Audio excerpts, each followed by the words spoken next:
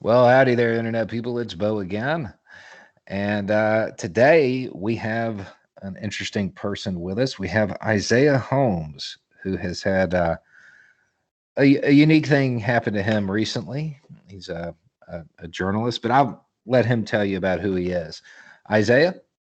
Hey, hey, Bo, how's it going? Yeah, so my name's Isiah Holmes. Obviously, I'm a journalist right now. I'm with the Wisconsin Examiner, and I live in Milwaukee, Wisconsin. I'm born and raised in Milwaukee, Wisconsin. Very proud.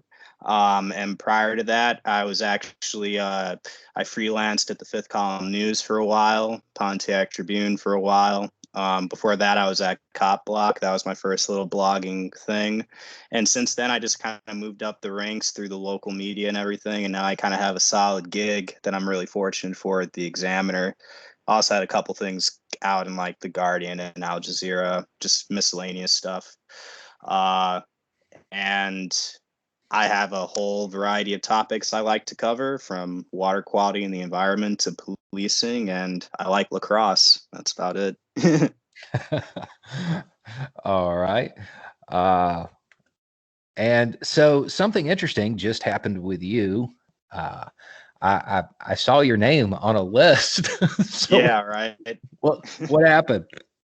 Yeah, so that situation is, so this list was a list of essentially protesters that was created by the Wauwatosa Police Department. So I live in Milwaukee, and Wauwatosa is a suburb city right next to Milwaukee that's part of the same county, Milwaukee County. And basically, just a little context, Milwaukee is one of, if not the most segregated city in the country, and segregated county. And Wauwatosa is one of those legacy cities that has a really long kind of enduring history with, like, because of the redlining and everything. There are literally streets, like here it's 60th Street, that are literally not only borders between Wauwatosa and Milwaukee, but also, like, even like the demographics change drastically from one side of the street versus the other. Even your life in Milwaukee, your life expectancy can vary by up to 12 years based off of what zip code you live in. That's how segregated and yeah, just basically segregated the area is. So just a little kind of historical context there. So, during the protests of 2020, I was out with working for the Wisconsin Examiner, covering the protests that were in Milwaukee and Wauwatosa. I was also in Kenosha as well. And this list was a list that was created way basically right when all the protests started, really even before they kind of even got to Wauwatosa yet. Because it took a couple back last summer. It took, I'd say, almost a month for the protesters who kind of formed in Milwaukee to really start to pay attention to what was going on in Wauwatosa. So they created this list very, very early on. It's a list of over 200 people. Um, a couple of elected officials, like state representatives, both Democrats, lawyers who have represented families of people killed by police against this department, and are pushing lawsuits against the department. Um, uh, Many people from various activist groups in the area. One group called the People's Revolution, another group called the Community Task Force, another group called the Milwaukee Alliance Against Racist and Political Repression, and me.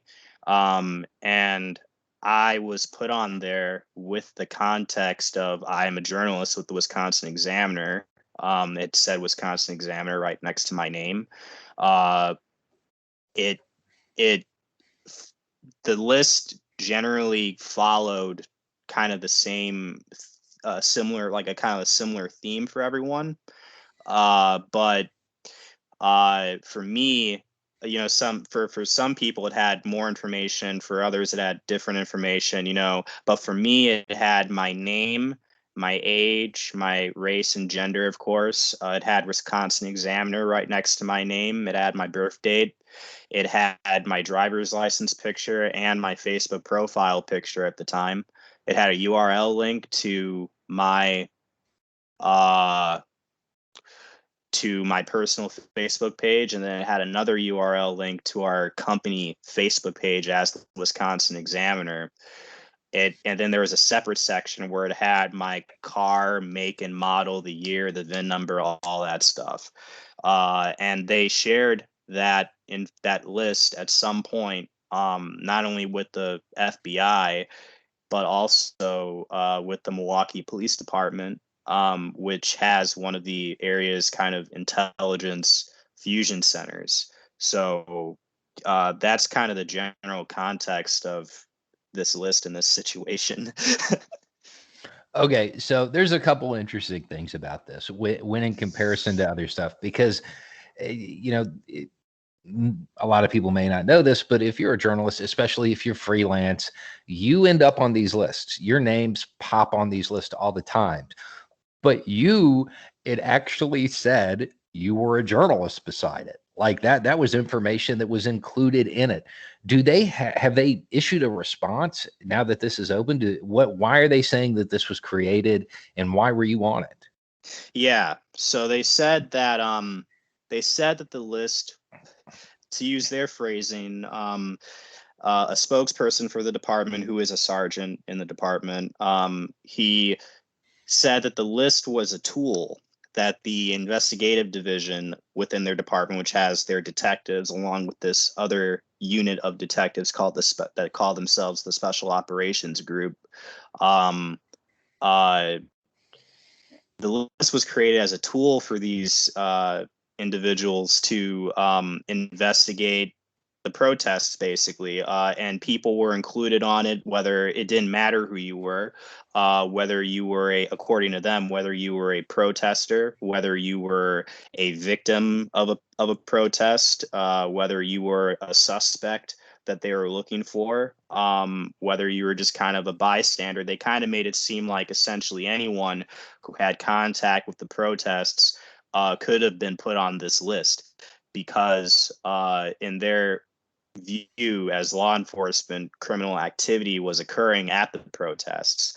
And they said I was included on it because I was out covering the protests, and thus I was a witness to some of the protest events, whether or not they were illegal. They said that I was never regarded as a suspect in by any regards.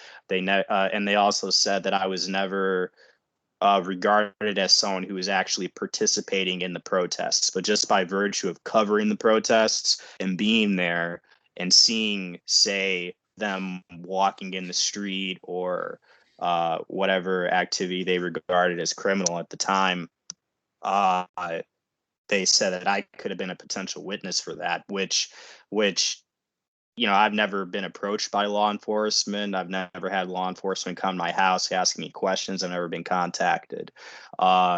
It's really, and that's if you take their official response at face value and believe it. You know what I mean?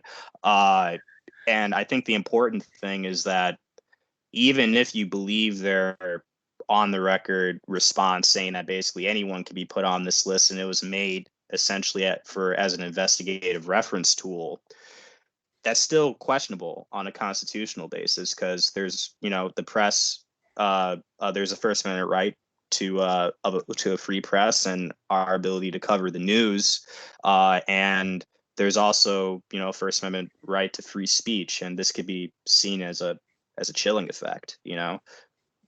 Oh, absolutely. I mean, I've had stuff similar to this occur, but it was kind of one of those things. Like, once they found out I was a journalist, like that was kind of the end of the conversation. It I don't know that I've ever seen it with a local department targeting somebody, or I don't want to say targeting, gathering information on somebody who they know was a journalist, because sure, it's an investigative tool. If you're talking about a list of people who were there, this person works at Washington Examiner, maybe he saw something. Yeah, I mean, I could buy that, but why do they have your VIN number?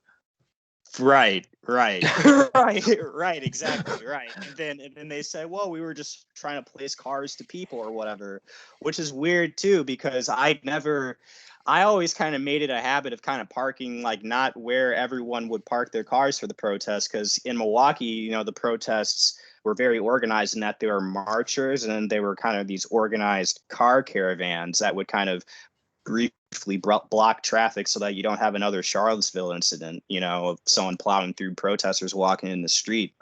And I would always, so basically, like everyone would kind of gather in, say, a park or a parking lot or something. And I would always park my car like around the corner or whatever, you know what I mean? So it's not, I mean, like they were driving through a parking lot and just getting my information. So yeah, and then like I mentioned, a couple of people had kind of this phone information that was pulled on them, which seems to have, and it's only a few of them. And one of them is one of these lawyers who is representing cases against the department. It makes you wonder, was there some sort of like deeper, telephonic surveillance going on? And I'll be honest with you, a lot of people, myself included, have suspected that that was the case at, different points over the last year. Yeah, I mean, yeah. Generally speaking, I don't, I mean, now I'm just the dude on YouTube, but when I was actually out doing stuff where there would be opposition, people that didn't want that information public, I just assumed that at all times my phone was completely compromised. Right. Um, and it's not out of, some tinfoil hat. It's that it happens. It occurs at Mm-hmm. times, and you have to be careful. So the fact that they hit some lawyers and some lawmakers and some journalists, um, I'm wondering, has there been any talk of a suit or anything like that about this? Yeah, there's been talks of one of the lawyers who's actually on the list is called for a civil rights probe of the Wauwatosa Police Department. And it's not just, this kind, just this thing, this is one thing in a slew of issues that have happened with this department. So just to briefly go over a couple of things, as their actions against the protests started to escalate, they started, spike stripping cars, taking pictures of people. They took several pictures of me, several pictures of ACLU legal observers. And we don't know who saw those pictures, where they were shared. And they uh, conducting kind of like random kind of arrests of people, kind of just picking a person out of the crowd and arresting them, seizing phones of people, especially during the curfew in October. They were seizing people's phones. They seized uh, the phones belonging to the family of one of the people that one of their officers killed, which actually triggered these protests. And that was that particular officer's third kill over a 5-year period. And he was the only officer to be involved in kind of those repeated fatal incidences. Usually, Wauwatosa police shootings don't end up actually being fatal. So people were protesting over that. And once the curfew happened, they bared down on a car caravan with that boy's mother, and his sisters in the car with their special operations group and their a U.S. Marshals task force, and they arrested them. The mother was put in the hospital because she was injured, and they took their phones. And the sister's phone was held for over 20 days. As far as anyone can tell, from me to the lawyers, there weren't any warrants issued for this phone or anything. And they claim they didn't try to access it, but there's some evidence kind of to the contrary of that. Uh, Another thing that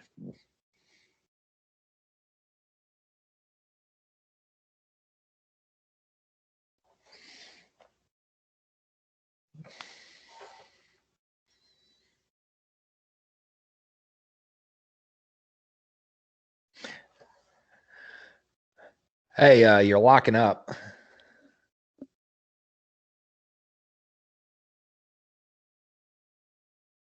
a person who'd been going to the protests who works in a separate state legislature's kind of staff office. and one moment.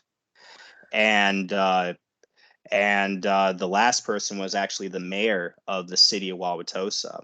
And these people were put on this high value target list, which is different from this list that I was put on. Uh, uh, Okay, because, let yep, me interrupt you for yeah. a second. We had some technical. You kind of locked up. I'm not sure if it came through. The last thing that I know got picked up was they said they didn't try to access her phone, but there was some evidence that they did. And then I lost the feed for a second. Okay, yeah. So I could just kind of pick up from there and kind of just finish up. Okay. All right, I'll just do that now. So picking up from where the phone. Uh, yeah, so there's some evidence that maybe the phone had been tampered with, and then separately, another list had been created by a special operations group detective, which was dubbed the higher value target list, which had a protest leader on it, to a state representative, another person who worked for a separate state legislature or a legislator, and then the mayor of the city of Wauwatosa, and they were all put on this list for their presumed support of Black Lives Matter protests and communicating with Black Lives Matter protests. The lawyers were mentioned on that higher value target list, which is different from this list that I was put on. So yeah, there's serious talks about kind of the civil rights implications of all these revelations and whether or not some sort of legal action can follow soon. So there was a list called a higher value target list. Yes. Yeah. So the people that were on the list that you were on, I'm going to guess that these were people who frequented the protest, like aside from those that are normally or that we would view as shocking, those who were going to the protest often, but maybe not leaders. Is that who's on that list?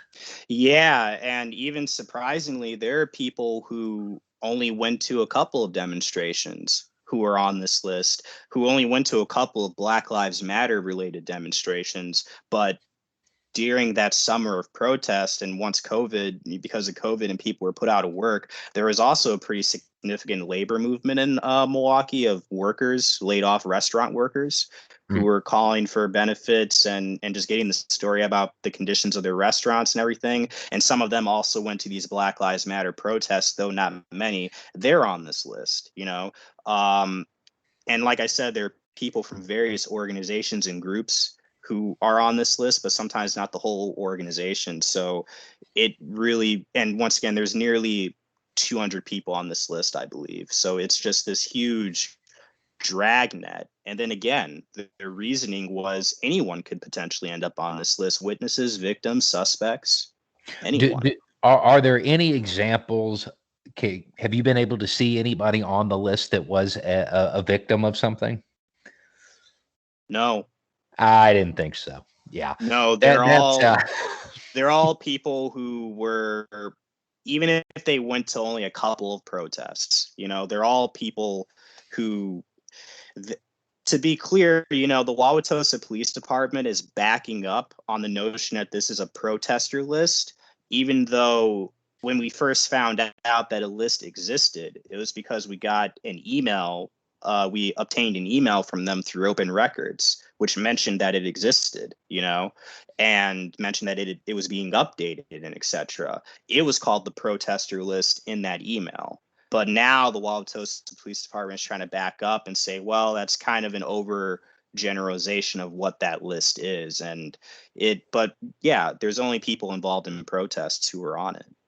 yeah. I mean that sounds like a good PR spin of, oh, it could be anybody, but unless they can point to somebody on that list that actually was a victim or somebody who was completely uninvolved, that it just sounds like empty PR. Exactly. Well, so if I'm not mistaken, this is the first time this has happened to you. That I know of. But I've had my history with journalism kind of goes back to my time as a teenager. The first thing I did while I went to high school in Wauwatosa. And one of the things I did around my senior year was I made a documentary. I started filming a documentary. It took a few years to finish, but I made a documentary called Speak, Friend, and Enter, which is on YouTube, and you can. It's about the Wauwatosa Police Department and like a crackdown they were doing against teenagers around my age group at the time. And some of the tactics they were using were kind of heavy-handed. And I made a film about that. So I feel like, have kind of known me for a long time. I've been called out uh, by officers at the protests by name, and even as I was even back when I was a freelancer and delivering pizzas and freelancing at the same time. uh Even back in those days, let's say I'm on a delivery, I would get followed by Tosa police, and I even had odd social media things happen. And, so there is always and even when I was a teenager, and because of the crackdown, lots of kids had cops around their block being followed. They would stop you and know who your friends were and all that other stuff. So there was always a sense that maybe I could be on some paperwork somewhere in that department. But in terms of seeing me put on a list as a journalist just for doing my job, credentialed journalist on salary, and then to you share that with the FBI for whatever purpose, and you share it with the department that runs one of the state's two fusion centers. Yeah, that's a first for me. It's kind of hard to process. Uh, I got to admit, I'm proud of you. No.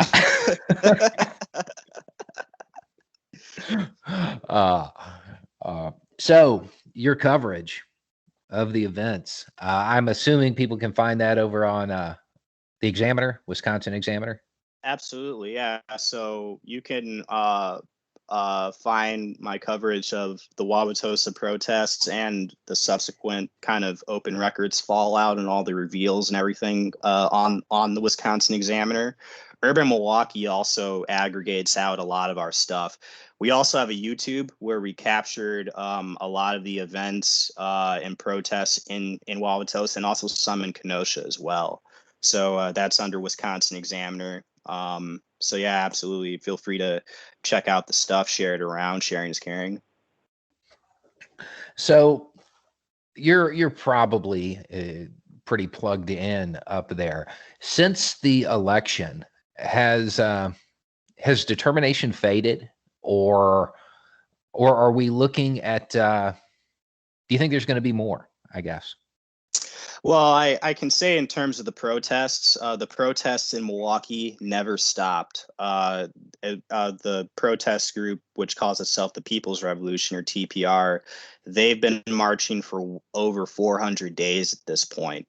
Um, and and they don't seem to be willing to stop that at all, and they're doing all kinds of actions. So the organizing is continuing that straight line, reaching back over a year ago at this point to the George Floyd marches.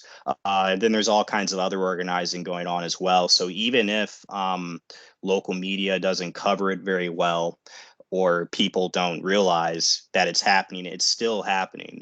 That determination is there. The organizing is there, and it's evolving and changing. They're finding ways to keep this going. If there's not a lot of interest in marching in the streets, then they move to call blasts of state legislatures. It's really triggered kind of like this very interesting kind of decentralized movement in southeast Wisconsin. And how's law enforcement responding to that?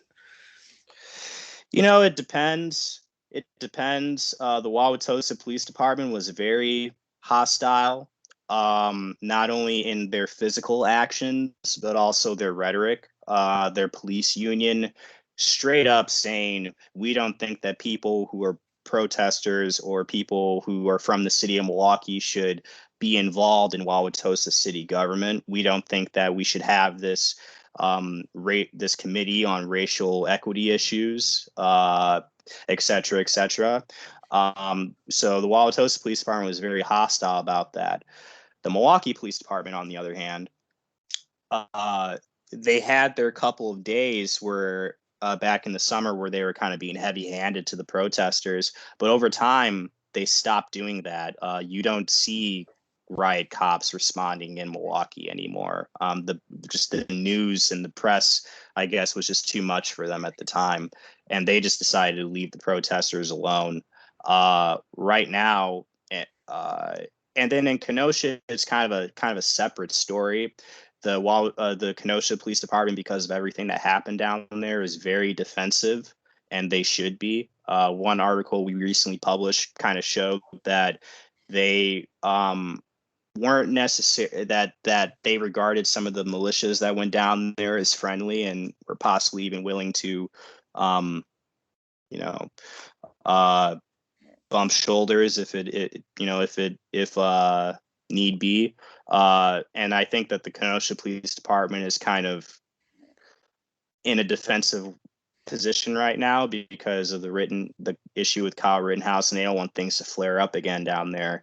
And also, the activist scene in Kenosha is very, very new. It didn't really exist before the Jacob Blake shooting last year, so they're still working out down there. But and then going back to Wauwatosa, there's a new police chief. The police chief that had led Wauwatosa for 31 years, and led Wauwatosa while it was cracking down these protests, retired a couple months back, and they're welcoming in a new police chief at the end of this month. And that police chief is very conscious that community trust has been completely shattered, and he has to do a lot of work, even in calming people's minds about these various intelligence reports that the department was building and making about people.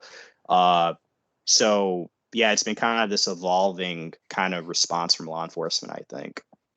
And by the way, I mean, like, who knows what's happening in the background? So with Milwaukee, they stopped the overt stuff, but were they still intelligence gathering, crunching numbers, making lists? Who knows? Yeah, I would imagine they were. But again, some of it is to be expected. It doesn't make it right, but some of it is to, it's going to happen.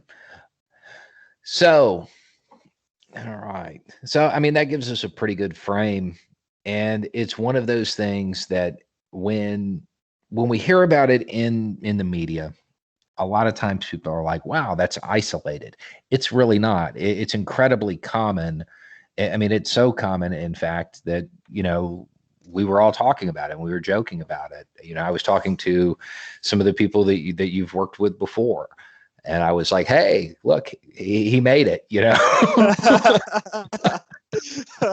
um, but it's a risk. Just remember, track phones are cheap or whatever they're called now, straight talk. Um, so Absolutely. VPN friend. Always be informed about privacy. If it means paying for a little bit better antivirus, go for it. All of that, you know. And yeah, like I will say, people in Wauwatosa, once they found out about all these tactics in the list, they weren't necessarily surprised. But it's another thing to suspect it based off of what you're experiencing and just kind of common sense. It's another thing to really see it, and to see your name on it and see your face looking back at you on a piece of paper that went who knows where. Yeah, people really need to kind of not only understand that these things are real and they have real consequences, but also get over the idea of like, well, if it doesn't affect me, I don't care.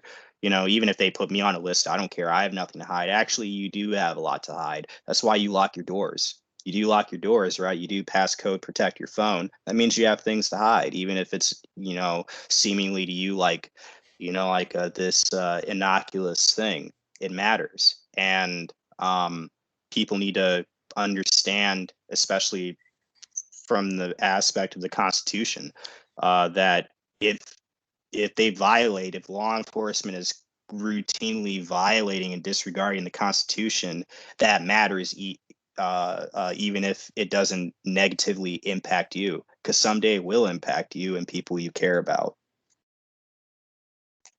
well said. Well said. Okay, you know what? That's where we're going to end it because that's a good ending. Absolutely. So everybody, this is Isiah Holmes. You can check him out at the Wisconsin Examiner. Yep. And you can follow him on Twitter, I'm sure. What's your handle? One sec, I believe is Isiah Holmes 8. Isiah Holmes 8. ISIAH HOLMES, just like Sherlock, and then the number 8. All right. Okay. Everybody, that's it for today. It's just a thought. Y'all have a good day.